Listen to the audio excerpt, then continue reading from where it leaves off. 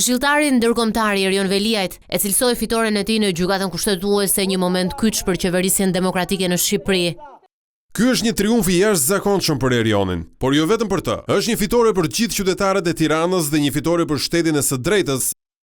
Duke risjellë në vëmendje fjalimin e Veliajt se kishte pritur 9 muaj për 9 minuta, Daniel Fetterman thot se vendimi përbën përparim për shtetin e së drejtës. Vendimi i gjykatës riafirmon parimin themelor kushtetues se mandati i një zyrtari të zgjedhur nuk mund të ndërpritet pa respektuar procesin e rregullligjor.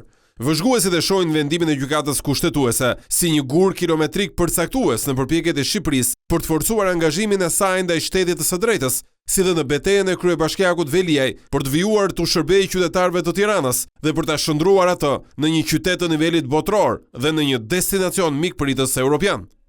Të hënën e 3 nëntorit, Gjykata Kushtetuese e Shqipërisë rrëzoi vendimin e Këshillit Bashkiak të Tiranës dhe të qeverisë për shkarkimin e Veliajt. Ky i fundit e kishte goditur vendimin në kushtetuese, duke e konsideruar të palishëm largimin nga detyra. Tashmë në krye të Bashkisë së Kryeqytetit, zyrtarisht qëndron Erion Veliaj, i burgosur prej 10 shkurtit të këtij viti për korrupsion, pastrim parash, fshehje pasurie dhe pra këto të kryera në bashkëpunim me gruan e tij dhe disa biznesmen.